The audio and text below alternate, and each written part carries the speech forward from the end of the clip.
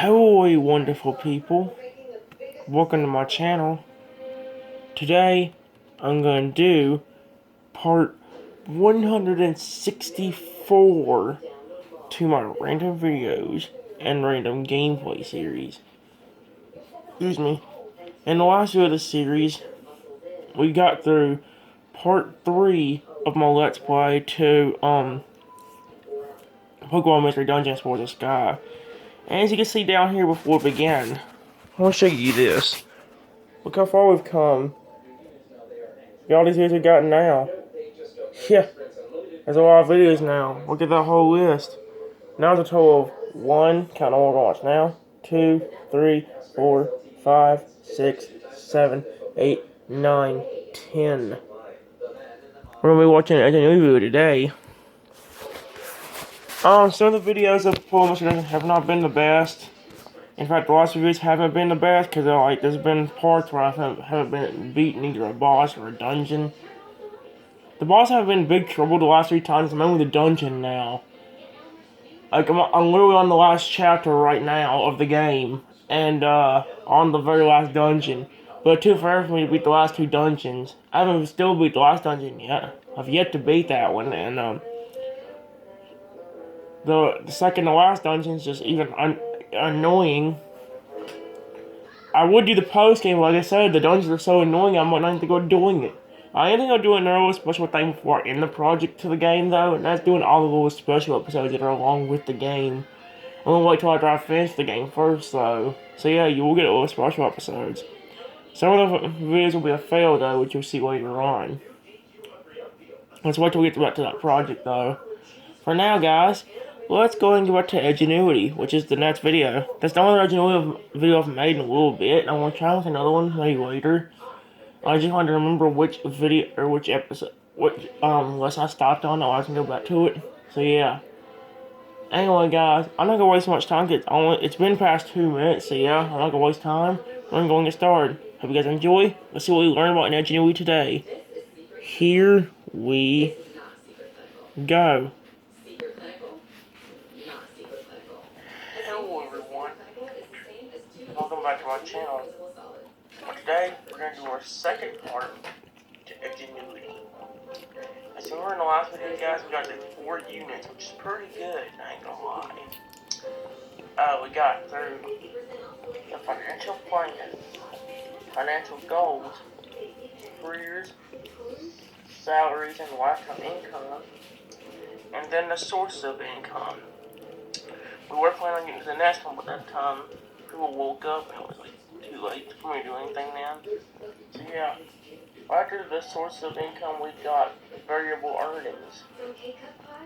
So yeah, we're gonna try to get through that and maybe most of the Unit 2 lesson, so Unit 2 lesson as well. And maybe for English I like later. I don't know.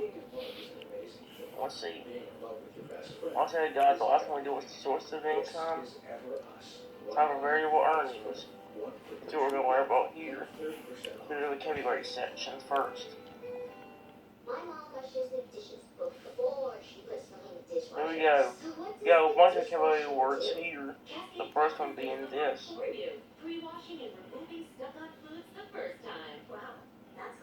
Piece rate employee. An employee that generates income for each item or piece they produce is considered a piece rate employee. There's a bunch of vocabulary words here, you guys have to listen to it for you. Tipped employee. An employee that generates his or her income in the form of tips or a combination of tips and hourly wages defined as a tipped employee. The next one is this one. Straight commission. A straight commission employee is an employee that generates his or her income from commission only.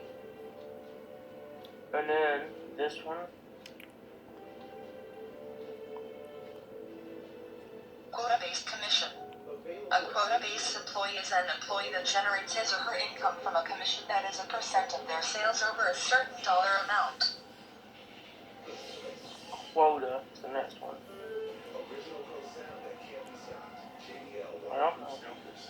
Quota. A quota is a dollar amount in which a quota-based employee must succeed in order to earn a commission. They finally graduated commission. Graduated commission. Graduated commission is when an individual makes a certain percentage based on the set amount of sales, and any amount over that will be earnings at a higher percent commission. It might seem confusing, but just listen to the videos, they'll help you the most. You don't save a category for that section. Then go to the direct instructions. I know the videos for this section are very long. I think one's even like 18 minutes long. The longest video we had. So yeah. We're gonna go to the first page and we're gonna learn with her. Let's get to it, guys. Let's learn. Oh, please put this down. There we go. Let's learn with her. Welcome! I'm so glad you decided to join me today. We're going to talk about variable income and what exactly that means, what are the different types. We're going to learn all about it today. Take a look at this picture. I'm sure many of you have gone out to eat either with your family, with friends. Maybe you had a formal dance and afterward you went out to eat with your friends. But you were faced with the decision of, now that I have the bill, how much should I leave for the tip? We're going to practice that. Let's say we went out to eat and our total bill was $35.13. And you decided that the service was good and you wanted to tip a fairly standard amount, so you did 15%. Let's tally what our bill would be including the tip. So we're going to multiply the $35.13, which was our bill before we consider the tip, and 15%, when we multiply that, remember we need to use the decimal form, because 15% is 15 out of a possible 100%. Remember, 15 divided by 100 is 0.15, or the decimal moves 2 places to the left. So we need to multiply not by 15, but by 0.15, by the decimal. So when we do that, we get $5.27, 5.27. We round that to the nearest cent. So that would be the tip that we would leave if we wanted to leave a 15% tip. So if you wanted to figure out the total bill, including the tip, we could do that as well. We could add the $35.13 to the tip and get our total amount. This is very practical because there are many times, situations you'll be in that you'll need to tip, whether that be a restaurant, whether that be somebody parking your automobile for you, or perhaps you go to a spa and you receive a manicure or something of that nature. Anytime you are receiving a service, there's often a tip associated with that, an optional tip. So it's good to know how to do the math and figure out what that tip might look like. We're going to learn how we can calculate variable earnings. We're going to start by understanding actually what are variable earnings. And then we're going to compare. There's different types of variable earnings, so we'll compare those careers and some specific jobs where they might have variable income. So stay tuned. We've got a lot of exciting things coming up. Let's get to it. Let's learn. I say, one good thing you'd say about this, guys, is the fact that, like, after this, we got a whole bunch of Let's Play videos, so don't think this is going to be all that it is. There will be another Edgenuity video later, but don't think it's... Lucky for you, it ain't all Edgenuity, it's actually something else. You've done a great job practicing the math. Now let's put it to work and start calculating different types of variable income. Take a look at this image. Here we see a server or a waiter in a cafe. It looks like a nice place to eat with an outdoor seating. This is an example of a worker that will be earning a tip. Perhaps somebody will come dine there, they'll enjoy the service, and they'll leave a tip at the end when they pay the bill. So this is a tip employee, one of the several types of variable earnings that we're going to talk about today. Let's look at the 3 different types. First off, piece rate employees. An excellent example of this is an artist. So a piece rate employee is paid for each item that they sell, that they produce. So an artist, for example, might produce a wonderful sculpture or a great oil painting and sell that painting or that sculpture for a price. And that money then they'll earn based on the items that they produce and that they sell. So a piece rate employee. A second choice we see here is a tip employee. Now a tip employee, like the image we just looked at with the server, is an employee that will work and perform good service to earn that tip.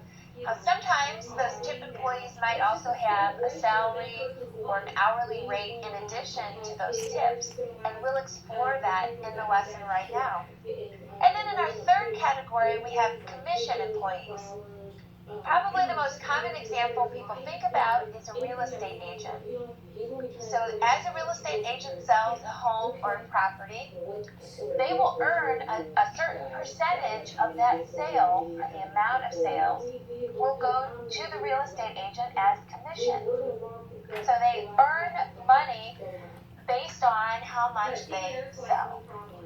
So these three types we're going to practice right now in determining their earnings. So let's dive right in. First, we're going to put ourselves in the shoes of an artist. Maybe some of you are considering some field in either in art or design, and you might potentially be a piece rate employee. So let's do the math here. Now, as an artist, you've sold 5 paintings. Now, each painting was the same price, but we don't know what that price was. But we do know altogether that you made $813.45. So we can figure out how much each item was sold for, because we know that the sum of the items produced times the piece rate gives us the gross pay. So let's do the math here. The sum of the items produced, that was 5 items overall. So 5 pieces of art that you sold. I'm going to use parentheses to represent the multiplication. So the piece rate, we don't know. I'm going to use X as our variable. So that represents how much money we sold each piece for. But the gross pay, we do know that was $813.45.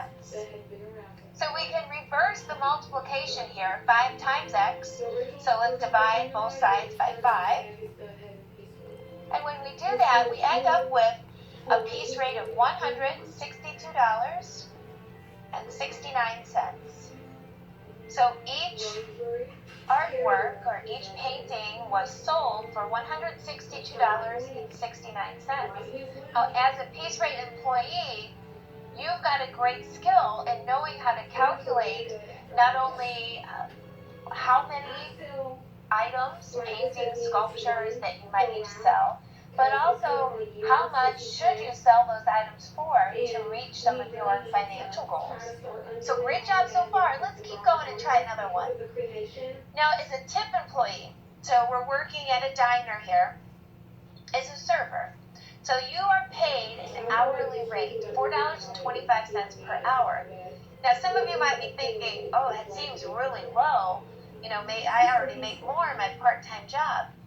And yes, you are correct. That might seem like a low hourly rate, but keep in mind that a tip employee makes the majority of their money from the tips. And as we'll see in this example, that will be the case. So let's try it.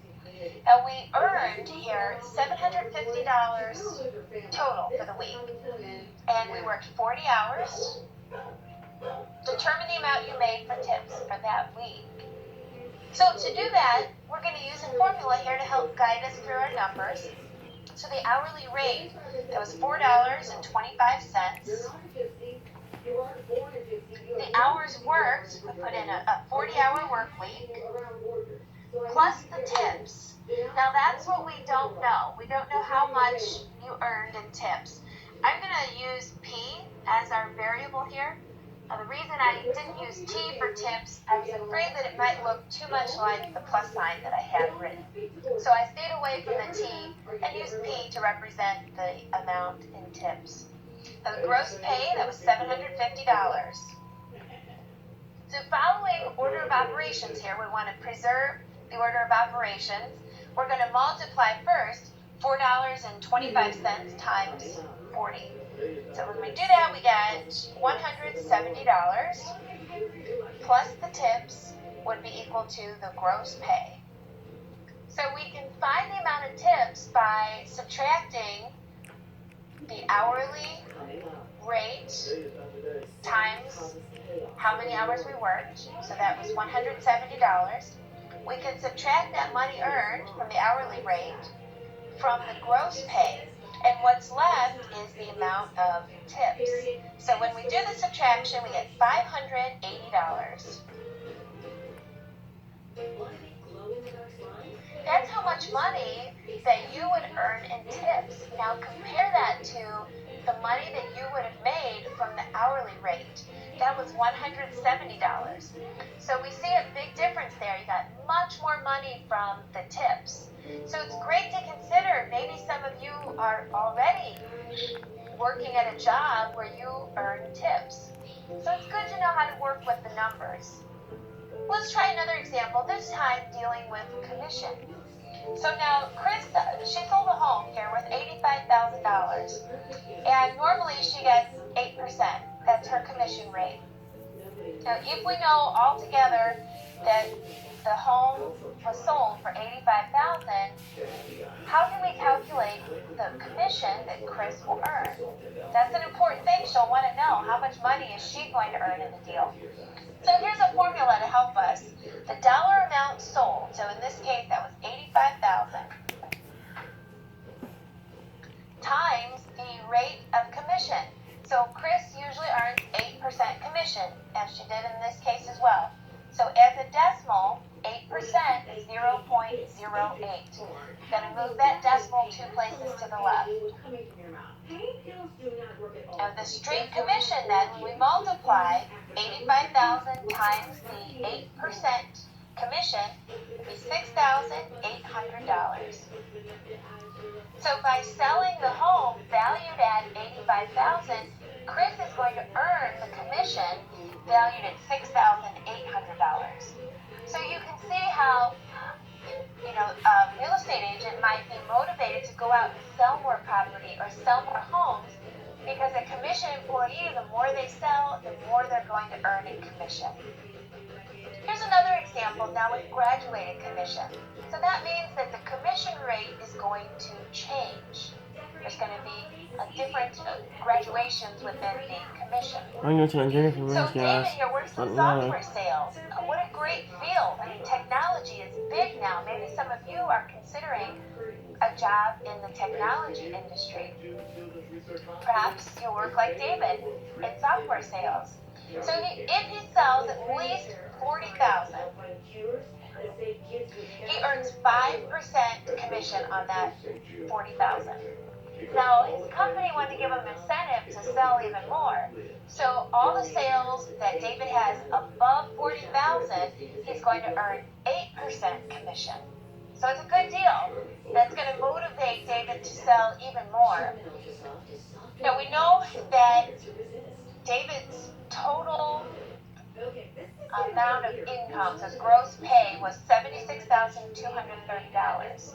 So what we want to do then is use that information to figure out what was the commission that David earned. So let's use this setup to help us here. First off, the commission of the first egg dollars sold. So that's the first $40,000. We can figure that out by multiplying the $40,000 times the commission rate. On the first $40,000, it was 5% commission. So as a decimal, that's 0.05. Now for the commission on the sales above 40,000, we need to first figure out how much money did David have in sales actually above 40,000. So we're going to subtract the $76,230 that he sold overall.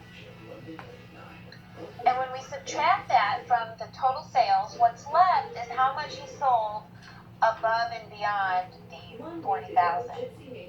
So we get $36,230. So we want to take the amount of sales that David had above 40,000, that's $36,230, times the commission rate. Well, above 40,000, he makes 8%. I'm going to include my dollar sign here so that I use my labels. And when we combine these together then, that will give us the total commission. So let's do the math step by step. We need to multiply first before we add the values together. So 40,000 times 5% will give us $2,000.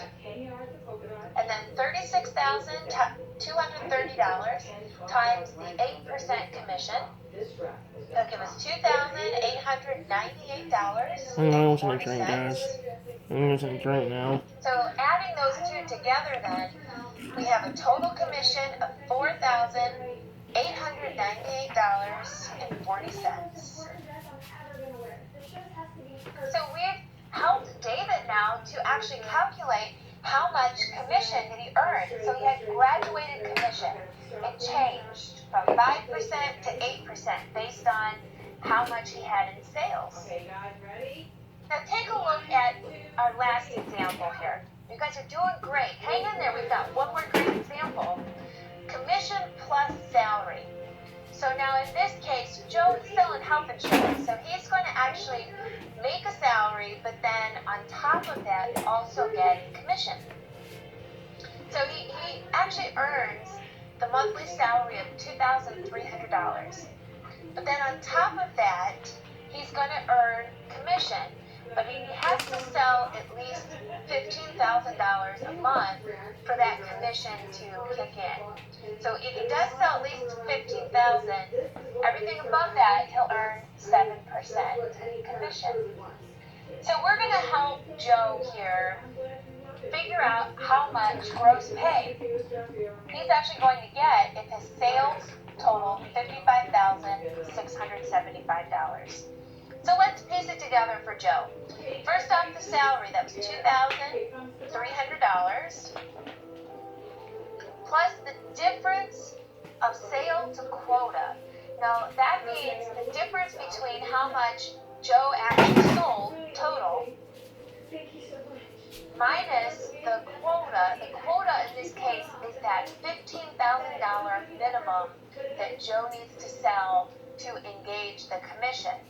You might sometimes hear somebody say about a company that they've met their quota, or that salesperson met their quota. They've met the minimum, in this case, the $15,000 that Joe would need to have in sales. So the difference of sale to quota, we would subtract $55,675 minus the $15,000 that is the quota, the minimum he needs to sell. So when we subtract, we get $40,675. That's how much Joe has in sales above $15,000. So we're going to add that here. That's the difference of the amount of total sales to the quota, the $15,000. And we're going to multiply that sales above $15,000 times the percentage of commission that Joe makes. Well, he makes 7% commission, so as a decimal, that's 0.07. Move the decimal 2 places to the left. So altogether, that will give us the gross pay. But again, we want to make sure and follow order of operations. So we will multiply first before we add the values together. So we have 2,300 plus 7% of 40,675 is $2,847.25. So combining those two together, we get a gross pay of $5,147.25. Now that you have these great math skills, we're going to use them and start to really analyze how these different relate to you and potential jobs that you may have in the future, or perhaps you've even started right now. So stay tuned. Brittany's overbearing Aunt Sandy is never too far from her thoughts. Alright, well, I got one more section. Let's go and get it started. See what she talked about last week. We're ready now to compare earnings based on how we're going to interpret the data. So let's take a look, and we're getting started here with these three charts. Now, all the way over on the left-hand side, you see the straight commission. In the middle column, we see the graduated commission, which meant the commission rate changes based on the amount of sales. And then all the way over on the right-hand side, you see the commission plus salary. So you're earning a set salary each year, and then in addition to that, you're also earning commission. Now we're going to start with the straight commission. Now we know for the month of January, we know the income, which comes only from commission, so there's no salary here. The income was $6,000. The chart says that these numbers are listed in thousands of dollars. So 6.0 is actually 6,000 in terms of dollars. So recall the formula we used in dealing with straight commission. That was the amount of money in sales times the commission rate gives us then the straight commission. So I'm going to abbreviate that. So then the straight commission in this case, again, is the income. So the straight commission, or the income, is $6,000. The commission rate, we're going to keep the same as in our earlier examples in the lesson. That was 8%, so 0.08. Now the amount of sales we don't know. I'm going to go ahead and use A to represent that unknown, but you can use any variable you'd like. If we want to solve for A, in this case, the amount of sales, we'd have to divide both sides by 0.08 by 8%. So that means that our total sales, dividing 6,000 by 8%, was $75,000. So that's how much the salesperson would sell in computer software, or real estate, or artwork, again, whatever the product that's being sold, $75,000 worth of that particular product or property had to be sold to have had $6,000 in earnings for the month of January.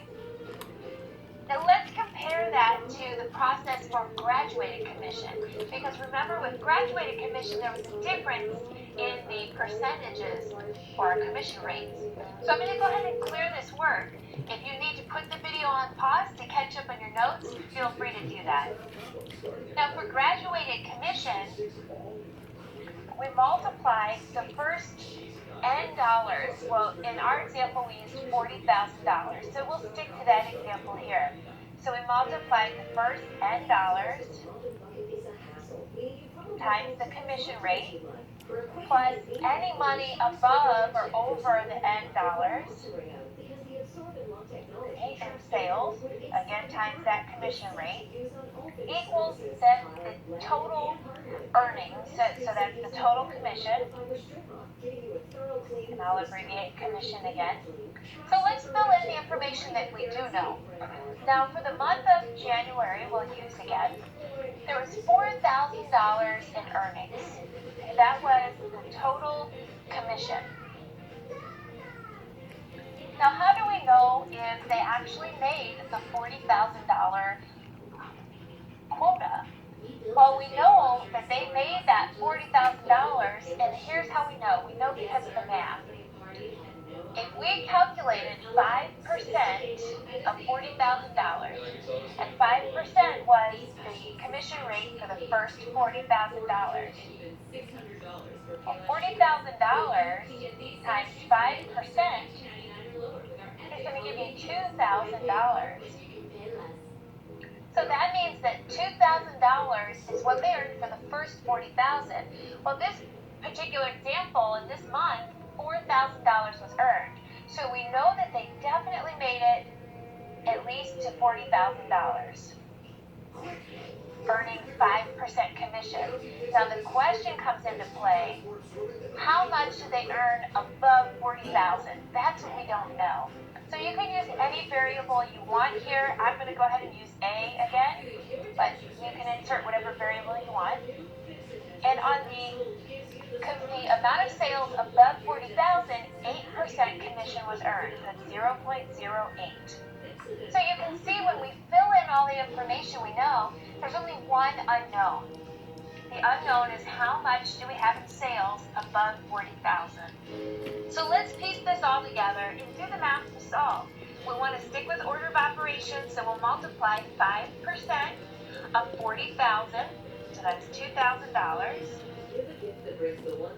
plus the amount of sales over 40,000 times 8% equals the $4,000. So we need to subtract the $2,000 from each side of the equation. We're getting a little bit closer to isolating the A in this problem, the amount of sales above 40,000. So I'll continue my work off to the side here. So when we subtract 4,000 minus 2,000, we get $2,000. So divide both sides by 8%, and that means the amount of sales above 40,000 is $25,000. Now that's the amount above 40,000. So to get the total amount of sales, we would have to add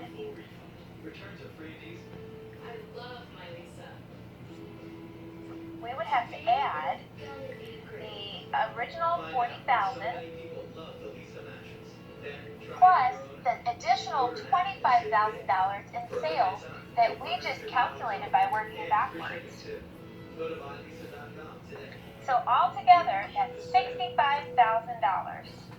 That's how much sales occurred in order to have the $4,000 in earnings based on that graduated commission. Alright guys, time to Why run in the up. world would we need all of this? We only Well, got a few very minutes good left. reason. A few seconds If you're left. considering a career that Excuse me. has commission, so car salesman, we talked about the software salesman, any kind of sales, whether it be insurance, artwork, real estate, there's endless examples. And if you're considering working on commission, it's really good to have this skill where you can take a look at your income earnings and work backwards to figure out what must my sales have been, so you can start to reach your goals.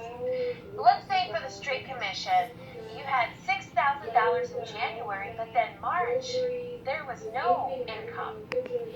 We'll finish our discussion next time, guys. The video is about to end. We're about to split. We only got 10 seconds left. So, guys, I hope you enjoy.